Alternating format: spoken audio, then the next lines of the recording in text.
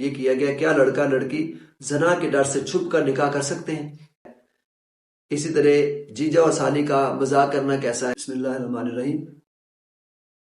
کچھ مجھ سے مسائل کے بارے میں پوچھا گیا ہے، بڑے اہم سوالات ہیں جس کا میں جواب دینا چاہوں گا شرعی حوالے سے، تاکہ شرعی نقطہ نظر وہ ہمیں معلوم ہو اور اس کے مطابق ہم یہ عمل کر سکیں۔ بڑے اہم سوالات ہیں اور یہ معاشرے میں پائے جاتے ہیں، گھریلو حوالے سے بھی ہیں، اور خاص طور پر جو شوہر اور بیوی ہے ان کے معاملات ہیں، اور بہت سارے نکاح کے معاملات ہیں، دیگر معاملات بھی ہیں۔ جیسے مثال کے طور پر ایک کویسچن یہ پوچھا گیا ہے کہ جیجا اور سالی کا مذاق کرنا آپس میں کیسا ہے؟ تو اس حوالے سے دیکھا جائے تو بہنوئی بھی اور سالی کا بھی ایک تعلق ہوتا ہے، لہذا اس تعلق کو ہمیں اس نقطہ نظر سے دیکھنا چاہیے کہ آیا وہ جو مذاق ہے وہ کس طرح کا ہے۔ اب دو طرح سے ہو سکتا ہے، شرعی بھی ہے غیر شرعی بھی ہے، جس میں شرم و حیا کے تقاضوں کو اگر مد نظر رکھا جاتا ہے تو وہ تو مذاق وہ جائز ہے، ایسا مذاق جائز ہے۔ جس میں اس کو مد نظر نہیں رکھا جاتا شرعی تقاضوں کو تو لا محالہ وہ ناجائز اور حرام ہوگا، جس میں بد اخلاقی کے زمرے میں آتا ہے، بے حیائی کے زمرے میں آتا ہے۔ لہذا ایسا مذاق کرنے سے اوائڈ کرنا چاہیے، اور کسی کو بھی ایسا مذاق کرنا نہیں چاہیے جو کہ شرعی تقاضے پورے نہ کرتا ہو۔ تو اب صحابہ کرام اب دیکھیے کہ ان کی سنت ہے مزاح، وہ بھی کیا کرتے تھے۔ آقا دو جہاں صلی اللہ علیہ وسلم کی بھی سنت ہے، حضور بھی مزاح فرماتے تھے، بلکہ اپنی خواتین کے ساتھ، اپنے ازواج کے ساتھ بھی وہ مزاح کیا کرتے تھے۔ ایک مرتبہ آقا دو جہاں صلی اللہ علیہ وسلم نے دوڑ لگائی ام المومنین عائشہ صدیقہ رضی اللہ تعالیٰ عنہا کے ساتھ۔ تو جب دوڑ لگائی تو پہلی مرتبہ وہ آگے گزر گئی، آگے بڑھ گئی، تو آقا دو جہاں صلی اللہ علیہ وسلم نے مزاح فرمایا دوڑ لگانا، اب یہ بھی خواتین کے ساتھ۔ تو لیکن دوسری مرتبہ جب وہ تھوڑی فربا ہو گئی تھی تو پھر حضور نبی کریم نے ان کے ساتھ دوڑ لگائی، تو حضور آگے گزر گئے، آگے نکل گئے، اور آقا دو جہاں نے ارشاد فرمایا کہ میں نے پچھلی دوڑ کا بدلہ لے لیا ہے۔ اس طرح سے آقا دو جہاں اپنی ازواج کے ساتھ بھی مزاح فرمایا کرتے تھے۔ تو یہ سننا ہولی پروفٹ پیس بھی اپون ہم۔ اسی طرح صحابہ کرام کی سنت ہے۔ ایک مرتبہ حضرت سیدنا ابو بکر صدیق رضی اللہ تعالیٰ عنہ، اور حضرت سیدنا عمر فاروق رضی اللہ تعالیٰ عنہ، اور حضرت سیدنا علی المرتضیٰ رضی اللہ تعالیٰ عنہ، تینوں تشریف لے جا رہے تھے کہیں۔ درمیان میں حضرت علی المرتضیٰ رضی اللہ تعالیٰ عنہ تھے، اور رائٹ سائڈ پہ سیدنا صدیق اکبر رضی اللہ تعالیٰ عنہ تھے، اور لیفٹ سائڈ پہ سیدنا عمر فاروق رضی اللہ تعالیٰ عنہ تھے۔ اب ان کا جو قد تھا حضرت مولا کائنات کا سیدنا علی المرتضیٰ رضی اللہ تعالیٰ عنہ، وہ قدرے چھوٹا تھا دونوں سے، تو مزاح فرمایا انہوں نے آپس میں، اور یہ کہا حضرت ابوبکر صدیق، حضرت عمر فاروق رضی اللہ تعالیٰ عنہ، کہ حضرت علی المرتضیٰ ہمارے درمیان چلتے ہوئے ایسے لگ رہے ہیں جیسے لنا میں نون ہوتا ہے۔ جب یہ لکھا جاتا ہے عربی کا لفظ لام نون الف لنا، اس کا مطلب ہمارے لیے تو ایسے لگ رہا ہے، چونکہ وہ نون چھوٹا ہوتا ہے، الف بھی بڑا ہوتا ہے، لام بھی بڑا ہوتا ہے۔ تو اس طرح سے حضرت علی المرتضیٰ رضی اللہ عنہ بڑے پیارا جواب دیا۔ یہ ہے مزاح، اس کو مزاح کہتے ہیں، جسے ہم مزاح کہتے ہیں۔ تو آپ نے ارشاد فرمایا کہ یہ بات درست ہے کہ میں ایسے لگ رہا ہوں آپ کے درمیان چلتے ہوئے جیسے لنا میں نون ہوتا ہے، لیکن اگر نون کو درمیان سے نکال دیں تو باقی کچھ نہیں رہتا، باقی لا ہے پھر، اور لا کا مطلب کچھ نہیں۔ تو اس کا مطلب یہ ہے مزاح جو کیا کرتے تھے صحابہ کرام، اور حضور نبی کریم صلی اللہ علیہ وسلم بھی مزاح فرماتے تھے صحابہ کرام کے ساتھ۔ ایک مرتبہ کھانا تناول فرما رہے ہیں، تو کھانا کھاتے ہوئے جو گٹھلیاں تھیں، یعنی اس وقت کھانا یہ بھی شامل ہے، تو اب وہ کھجوریں کھا رہے تھے، اور وہ حضور نبی کریم جو اس کی گٹھلی تھی وہ حضرت علی المرتضیٰ شیر خدا رضی اللہ عنہ کے سامنے رکھ رہے تھے۔ تو بعد میں جب وہ ختم ہو گئی تو آپ نے ارشاد فرمایا کہ حضرت علی ساری وہ کھجوریں کھا گئے، چونکہ ظاہر اس کی گٹھلیاں آپ کے سامنے تھی۔ اس پر انہوں نے وہ عرض کیا کہ یا رسول اللہ صلی اللہ علیہ وسلم، کھا تو آپ بھی رہے تھے، تو آپ گٹھلیوں سمیت کھا گئے۔ تو اس طرح سے جو مزاح ہے وہ جائز ہے، لیکن شرعی مزاح ہونا چاہیے، اور جو غیر شرعی ہے تو وہ نہیں ہونا چاہیے۔ اسی طرح جیسے جو جیجا سالی ہے، بہنوئی اور سالی کا جو رشتہ ہے یہ بڑا مقدس رشتہ ہے، اس میں شرعی تقاضوں کو مد نظر رکھنا چاہیے، تاکہ کوئی ایسی کوئی سائن، کوئی علامت وہ نہ ملے جس سے وہ غیر شرعی وہ چیز محسوس ہو، اور بد اخلاقی کے زمرے میں آتی ہو، بے حیائی کے زمرے میں آتی ہو، کہ جس سے دوسرے لوگ وہ برا فیل کرے۔ لہذا ایسا مزاح وہ جائز ہے کہ جس میں اخلاق کو مد نظر رکھا جائے، تاکہ اس میں بد کرداری کا یا بد اخلاقی کا شائبہ نہ ہو۔ اسی طرح سے ایک بڑا اہم سوال وہ پوچھا گیا ہے، اور یہ سوال عام طور پر عورتوں کے معاملات میں ہوتا ہے کہ عورت کا جو آئی برو بنانا ہے، یہ جو آئی بروز بناتی ہیں، اسی طرح سے اپر لپس وغیرہ وہ کرتی ہیں، تو اب یہ کرنا کیسا ہے؟ اس سوال کی بھی میں سمجھتا ہوں دو طرح سے اس کا جواب ہے۔ اس کا مقصد دیکھنا ہوگا کہ وہ جو عورت ہے وہ کس لیے وہ کر رہی ہے۔ اگر تو ویسے تو خوبصورت بننا ہے تو اس میں تو کوئی ایسی بات نہیں، خوبصورتی کے لیے تو جائز ہے، لیکن وہ خوبصورتی وہ کس کے لیے کر رہی ہے؟ آیا کہ وہ دنیا داری کے لیے کر رہی ہے، یا پھر اپنے شوہر کے لیے کر رہی ہے، لوگوں کے غیر محرم کے لیے کر رہی ہے، یا پھر اپنے لیے محرم کے لیے کر رہی ہے؟ تو اس کو دیکھنا ہوگا۔ جبکہ اللہ جمیل و ایوب الجمال، خود حدیث پاک میں بھی ہے کہ اللہ تعالیٰ جمیل خوبصورت اور خوبصورتی کو پسند کرتا ہے، لہذا عورت کے لیے جو شادی شدہ عورت ہے اس کے لیے کہا گیا ہے کہ اپنے خامند کے لیے میک اپ کرے، اس کے لیے بناؤ سنگار کرے، اس کے لیے پھر ظاہر ہے اپر لپس وہ کرتی ہیں، آئی بروز وہ کرتی ہیں، تو اس میں جائز ہے، اس میں کوئی حرج نہیں۔ بلکہ حدیث پاک میں آتا ہے کہ جب وہ عورت ملے اپنے شوہر سے تو شوہر اسے دیکھ کر خوش ہو، اسے مسرت ہو، تو ایسا جو میک اپ ہے، ایسی آئی بروز بنانا ہے، ایسی اپر لپس وغیرہ کرنا ہے، تو وہ جائز تصور ہوگا۔ لیکن عام دنیا داری میں دوسروں کو دکھانے کے لیے، جیسے عام طور پر جب باہر نکلتی ہیں عورتیں خواتین، اس طرح سے میک اپ کر کے بلاؤ سنگار کر کے، اور پھر لوگ اس کو بری نظر سے دیکھتے ہیں، تو اس سے منع کیا گیا ہے۔ یہ غیر شرعی ہے، یہ ناجائز ہے، حرام کاموں میں آتا ہے، تو اس لیے اس کو اوائڈ کرنا چاہیے۔ اور خاص طور پر جو ہمارا معاشرہ ہے، آپ کو معلوم ہے کہ اس وقت اس دلدل میں پھنس چکا ہے، جس کی وجہ سے اب جو نظروں سے کام شروع ہوتا ہے اور اینڈ پہ جا کر پھر ختم ہوتا ہے۔ آپ کو معلوم ہے کہ بہت سارے اس میں مسائل جنریٹ ہوتے ہیں اور پیدا ہوتے ہیں، لڑائی جھگڑے بھی ہوتے ہیں، قتل و غارت گری تک نوبت پہنچتی ہے، بے حیائی تک، زنا تک نوبت پہنچتی ہے، بڑے مسائل ہیں۔ لہٰذا اس سے بچنے کے لیے بہتر یہ first impression is the last impression, اسی لیے پردے کا بھی حکم دیا گیا ہے، شرعی پردہ۔ تو جہاں عورت کا پردہ ہے وہاں مرد کا بھی پردہ ہے۔ یہاں صرف یہی نہیں، اس سوال میں دوسری بات آپ کو کہنا چاہوں گا، مردوں کے بھی، ان کے لیے بھی حدیث پاک میں پردے کا حکم ہے، اور وہ غض بصر ہے کہ جب بازاروں میں چلیں تو اپنی نظریں جھکا کر چلیں، اور جو اپنی مائیں بہنیں بیٹیاں ہیں ان کو بری نظر سے نہ دیکھیں، اور جو مائیں بہنیں بیٹی ہیں ان کو بھی چاہیے کہ اس طرح سے اپنے آپ کو دکھانے کے لیے کوئی جو میک اپ ہے وہ نہ کریں، بلکہ اپنے جو خاص طور پر جن کے لیے جائز ہے، اپنے شوہروں کے لیے، ان کے لیے کرنا چاہیے۔ اسی طرح بڑا اہم سوال ایک ہے، اور یہ بڑی اہمیت کا حامل ہے پوری دنیا کے اندر، اور یہ آپ کو معلوم ہے کہ ہمارے شیعہ بھائی بھی ہیں، اہل تشیع بھی، اور اہل تسنن یعنی سنی بھی ہیں، دیوبند مکتب فکر بھی ہے، بریلوی مکتب فکر، اور اس کے علاوہ آپ کو معلوم ہے کہ اسی طرح سے جو اہل حدیث مکتب فکر، تو تمام مکاتب فکر، اور یہ سارے مسلمان ہیں۔ لذا ایک سوال پوچھا گیا ہے کہ کیا شیعہ آدمی شیعہ عورت سے نکاح کر سکتا ہے، یہ جائز ہے یا نہیں؟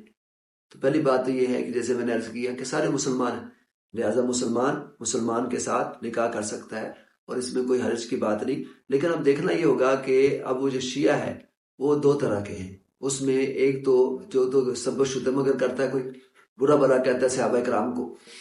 تو یہ تو ظاہر ہے کہ جائز نہیں ہے کہ کسی بھی صحابی کو برا کہنا، جو کہ قرآن پاک کی نص سے ثابت ہے، ان کی اللہ تعالیٰ نے شان بیان کی ہے، اور اس سے بڑھ کر کیا ہو سکتا ہے؟ محمد رسول اللہ والذین معہ اشداء علی الکفار رحماء بینہم، کہ محمد صلی اللہ علیہ وسلم اللہ کے رسول ہیں، اور جو ان کے ارد گرد ہیں صحابہ کرام معیت و رفاقت میں ہیں، تو وہ آپس میں بڑے رحم دل ہیں، کفار کے ساتھ بڑے سخت ہیں، تو لہذا ان کے شان تو خود اللہ تعالیٰ رضی اللہ عنہ یہ بھی فرمایا کہ اللہ تعالیٰ ان سے راضی ہے، اللہ تعالیٰ وہ اللہ تعالیٰ سے راضی ہیں۔ لہذا ایسے جو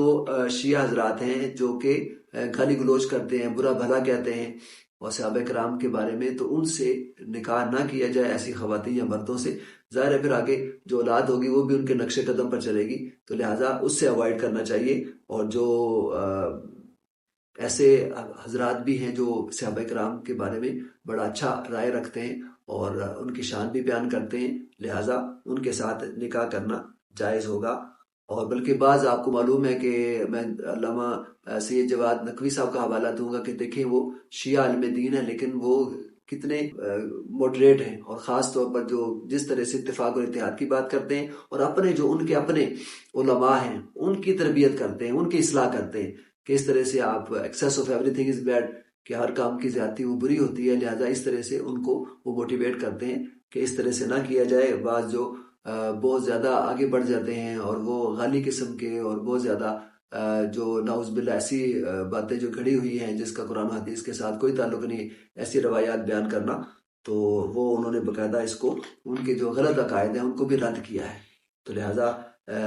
ایسے جو حضرات ہیں ان سے اوائڈ کرنا چاہیے، لہٰذا ایسے لوگوں سے شادی بھی نہ کی جائے، ایسی خواتین اور ایسے مردوں سے کہ جو کہ سب و شتم کرنے والے ہوں اور جو قرآن و حدیث پر نہ چلنے والے ہوں۔ پھر اسی طرح ایک بڑا اہم سوال ہے کہ کیا لڑکا لڑکی زنا کے ڈر سے چھپ کر نکاح کر سکتے ہیں اور گھر والوں کی مرضی کے بغیر؟ اور یہ معاشرے میں عام ہو رہا ہے۔ اس کے لیے میں آپ سے گزارش کروں گا کہ دو صورتیں ہیں، شرعی طور پر تو جائز ہے، جہاں تک بالغ ہو جاتا ہے بچہ یا بچی تو وہ گواہوں کے ساتھ، شرعی طور پر گواہوں کم از کم 2 گواہوں کے ساتھ تو وہ نکاح تو وہ کر سکتے، جیسے کورٹ میرج کرتے ہیں اور وہ ظاہر ہے اس میں شرعی تقاضے وہ اس میں پورے ہوتے ہیں، اس کے تحت جہاں تک تو نکاح کا تعلق ہے تو نکاح تو ہو جاتا ہے، لیکن یہ چیز جو ہے وہ اخلاقی اقدار کے خلاف ہے۔ اور دوسری طرف دیکھا جائے تو جو اسلام کا طریقہ نکاح ہے اس کے بھی خلاف ہے۔ اور تیسری طرف قرآن پاک کیا کہتا ہے کہ الجزاء الاحسان الا الاحسان، کہ احسان کا بدلہ احسان سے چکانا چاہیے۔ اب جو والدین ہیں ان سے بڑے محسن کون ہیں؟ اب ان کے بغیر مشورے سے انسان اپنی رائے کو یا اپنی جو اشتہا ہے، اپنی خواہش ہے، خواہش نفس ہے، تو اس کو وہ پریورٹی دے، اس کو ترجیح دے، اور والدین کو بھول جائے جنہوں نے پیدا کیا، جنہوں نے ان کو زیور علم سے، زیور تربیت سے آراستہ کیا، جو ان پر انویسٹمنٹ کر رہے ہیں، تو جو ان کے لیے سارا کچھ وہ کر رہے ہیں۔ اور خاص طور پر قرآن پاک کا حکم بھی وبالوالدین احسان، کہ اپنے والدین سے حسن سلوک کرے۔ اب ظاہر ہے کہ جب ان کی رائے شامل ہوگی اور وہ گھر میں آئے گی بیٹی تو وہ ان کی قدر کرے گی، اور اگر انسان اپنی مرضی کرے اور اپنی مرضی سے نکاح کرے تو اس کا مطلب اس کا کوئی والدین کا احسان نہیں ہوگا، اور وہ اگر الگ بھی ہو جاتی ہے تو اس کا مطلب یہ واقعی وہ ان کی خدمت نہیں کرے گی۔ اب خدمت کرنا اس کا فرض تو نہیں ہے، لیکن اب چونکہ بیٹا ہے اور اس کی بیوی ہے اور گھر میں رہتے ہیں اور پھر وہ بالکل غیروں کی طرح رہے تو اس کا کوئی فائدہ نہیں۔ تو بیٹیاں گھر میں آتی ہیں اس لیے آتی ہیں تاکہ وہ رحمت ہے، اس گھر میں رحمت ہو، اور کنسلٹیشن کے ساتھ، محبت کے ساتھ، پیار کے ساتھ یہاں پر وقت گزارا جائے، اور اپنے والدین چھوڑ کر رہے ہیں تو یہ اب والدین ہیں، ان کی قدر کرنی چاہیے۔ اگر آپ لڑکا اور لڑکی آپس میں نکاح کر کے الگ ہو جائیں، یا یہ کہ گھر میں رہیں اور وہاں الگ سے ہوں اور والدین کا کوئی تعلق نہ ہو، تو یہ احسان مندی نہیں ہے، یہ شکر مندی نہیں ہے، یہ ناشکری میں آتا ہے، اور جو کہ میں سمجھتا ہوں قرآن و حدیث کے خلاف ہے۔ تو لہٰذا اب اگر وہ ان کو ساتھ شامل کریں، دوسری طرف والدین کو بھی چاہیے کہ والدین بھی ان کی رائے کو بھی دیکھیں، ان کی پسند کو دیکھیں، اور اس کے مطابق باقاعدہ وہاں پر شادی کریں جہاں پر وہ راضی ہیں۔ تو اگر ان کو راضی کر کے یہ کام کیا جائے تو یہ زیادہ بہتر ہے۔ تو اگر اس طرح سے وہ کر لیا جائے، جائز تو ہے، لیکن جیسے حضور نبی کریم صلی اللہ علیہ وسلم نے ارشاد فرمایا کہ یہ جائز کاموں میں سب سے جو ناپسند ہے وہ طلاق ہے، تو اسی طرح سے یہ جائز تو ہے تو لیکن یہ ناپسند ہے، تاکہ والدین کو بھی ساتھ شامل کرنا چاہیے، ان کی رائے کو بھی شامل کرنا چاہیے، اور دوسرے والدین کو بھی چاہیے کہ اپنے بچوں کی خواہش کا احترام کریں اور ان کے مطابق جیسے وہ چاہتے ہیں اس طرح سے کریں۔ پھر آخر میں ایک اور سوال ہے، وہ ہے زنا سے توبہ کرنے کا صحیح طریقہ کیا ہے؟ زنا میں سمجھتا ہوں کہ سب سے پہلے تو یہ جو لفظ ہے یہ اتنا بڑا لفظ ہے کہ جس کو سنتے ہی انسان کی روح کانپ اٹھتی ہے، اور اس کی سزا اب جہاں پر اب شادی شدہ ہے تو اس کو رجم کرنے کا حکم ہے، آپ اندازہ کریں، اور 100 کوڑے مارنا، تو لہٰذا ایسے شخص کے لیے کہا گیا ہے جو زنا کرتا ہے۔ تو اور حضور نبی کریم صلی اللہ علیہ وسلم نے سختی کے ساتھ اس کی مذمت کی ہے، قرآن پاک میں باقاعدہ اس کو کہا گیا ہے یہ بہت بڑا گناہ کبیرہ میں سے ہے، لہذا اس سے اوائڈ کرنا چاہیے۔ اور جہاں تک توبہ کا تعلق ہے، توبہ کے دروازے کھلے ہیں، قرآن پاک نے واضح طور پر ارشاد فرما دیا کہ یا ایھا الذین آمنوا توبوا الی اللہ توبۃ نصوحا۔ اب اس کا طریقہ کیا ہے؟ وہ طریقہ خود قرآن پاک نے بتا دی، اور وہ یہ ہے کہ توبۃ النصوح، سچے دل سے توبہ کی جائے، اور سچے دل سے توبہ کرنے کا مقصد یہ ہے کہ آئندہ اس سے اوائڈ کیا جائے، بچا جائے، اللہ تعالیٰ سے رو رو کر معافی مانگی جائے۔ ابھی خاص رات بھی آ رہی ہے، یہ سوال بڑا ریلیونس آپ نے اس مہینے میں پوچھ لیا، تو ایک رات جو شب برات ہے 15 شعبان، وہ توبہ کی رات ہے، وہ آنسوؤں کی رات ہے، اللہ کو راضی کرنے کی رات ہے۔ لہذا اگر کسی نے اس طرح بہت کبیرہ کو گناہ کیے ہیں، اس رات اللہ تعالیٰ سے معافی مانگے، رو رو کر معافی مانگے، آنسو بہائے، تو اللہ تعالیٰ خود فرماتا ہے رحمتی واسعت کل شیء، کہ میری رحمت ہر شے پر حاوی ہے، اور پھر اللہ تعالیٰ کی جو رحمت ہے اس کے غضب پر وہ غالب ہے۔ تو لہٰذا اللہ تعالیٰ سے توبہ استغفار کر کے تو بخشش کی رات ہے، تو توبہ کریں تاکہ اللہ تعالیٰ اس سے اسے نجات عطا فرمائے، اور ایسے جو اس میں ملوث ہو گئے لوگ اللہ تعالیٰ ان کو بھی اس رات نجات عطا فرمائے، اور ان کو بھی چاہیے کہ سچے دل سے توبہ کریں تاکہ اللہ تعالیٰ کے حضور معافی مانگے اور اللہ تعالیٰ معاف فرمائے اور ایسے گناہ کرنے سے وہ بچ جائے۔ تو جو کہ اللہ تعالیٰ کی جو رحمت ہے یہی کام آئے گی۔ عدل کرے تے تھر تھر کمبن اچھیاں شانہ والے، تے فضل کرے تے بخشے جامن میں جے بھی منہ کالے۔ تو ایسے لوگ بھی بخشے جا سکتے ہیں۔ اللہ تعالیٰ اگر عدل پر کرنے پر آئے تو کوئی بھی نہیں بخشا جا سکتا اللہ کی رحمت سے، اور اللہ کی رحمت کو مانگنا چاہیے رو رو کر، گڑا کر، آنسو بہا کر، تو تاکہ اللہ تعالیٰ ہم پر رحم فرمائے، اور جو ایسے لوگ اس میں ملوث ہیں تو اللہ تعالیٰ ان کو دنیا میں اپنی اصلاح کرنے کی توفیق عطا فرمائے اور آخرت میں بھی جہنم کے عذاب سے نجات عطا فرمائے۔